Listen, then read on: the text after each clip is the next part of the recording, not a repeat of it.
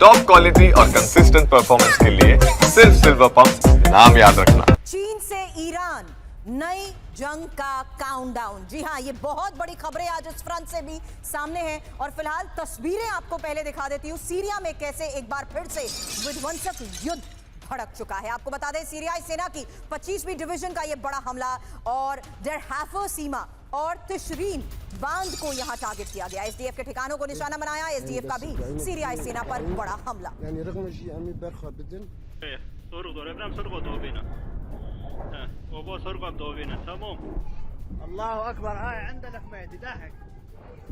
और सीरिया में सरकार की सेना और एसडीएफ के बीच खूनी जंग को लेकर भी खबर है। फ्रंट लाइन पर आमने सामने की लड़ाई, कई घंटों तक दोनों तरफ से फायरिंग की। ये तस्वीर सीरियाई सेना को भारी नुकसान पहुंचाने पर।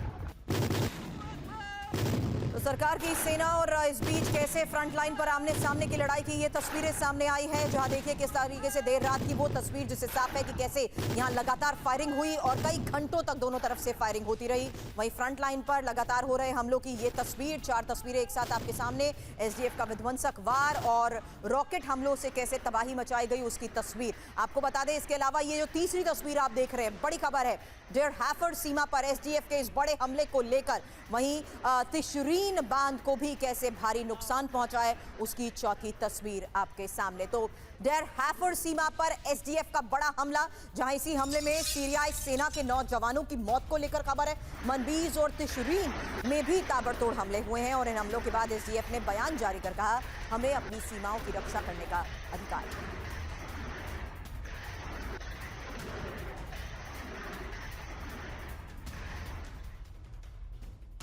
तो फिलहाल एसडीएफ के इस बड़े हमले के बारे में एक एक तस्वीर आपने देखी। अब इंफॉर्मेशन जहां मनबीज और तिशरीन में ताबड़तोड़ हमलों को लेकर यह खबर सामने आई है और इस बीच आपको बता दें, सीरिया पर कब्जे की ये जंग, जहां डेर हाफर, मनबीज और तिशरीन में युद्ध और ज्यादा भीषण हो चुका है। दोनों तरफ से ताबड़तोड़ गोलीबारी की तस्वीर हमने आपको दिखाई। डेर हाफर सीमा पर एसडीएफ का यह बहुत बड़ा हमला है। इसी हमले में सीरियाई सेना के 9 जवानों की मौत की खबर है।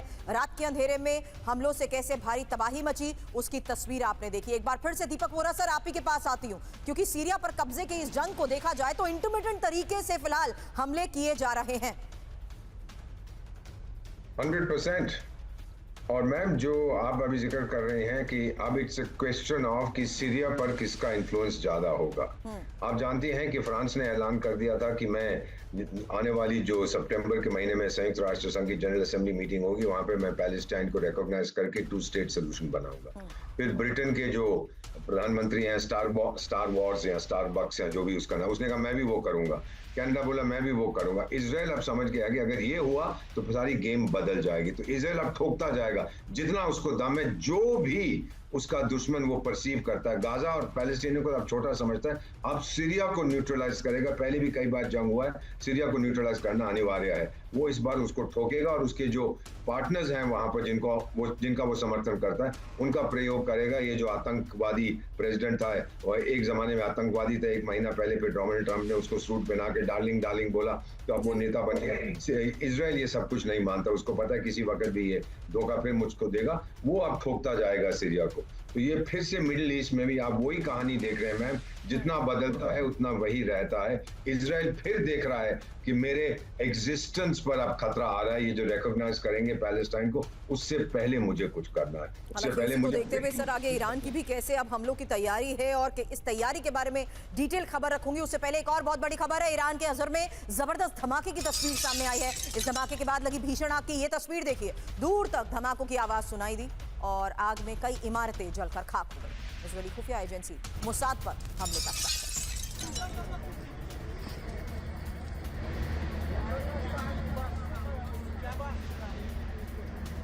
अब एक और बहुत बड़ी खबर, और ये नई जंग की तैयारी में जुटा ईरान। ईरान में नई जंग को लेकर चेतावनी, हमलों से बचने के लिए आम लोगों को ट्रेनिंग दी जा रही है और लोगों को छिपने के लिए ईरान बंकर भी बना रहा है।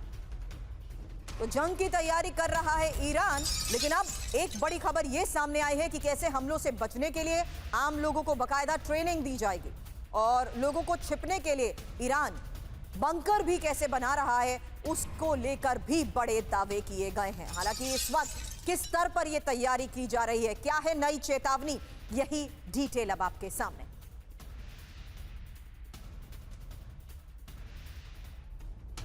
तो इजरायल से खतरे के बीच ईरान की बड़ी तैयारी को लेकर खबर है, जहां ईरान में नई जंग को लेकर सरकार ने अलर्ट किया है। जंग से पहले ईरानी नागरिकों की सुरक्षा ट्रेनिंग को लेकर खबर है। ट्रेनिंग के लिए सुरक्षा ट्रेनिंग सेंटर्स बनाने के निर्देश दिए गए हैं। जंग के दौरान नुकसान कम करने के लिए सुरक्षा ट्रेनिंग, हालांकि एयर डिफेंस सिस्टम को और मजबूत करेगा, ये पेजिशियान की तरफ से कहा गया।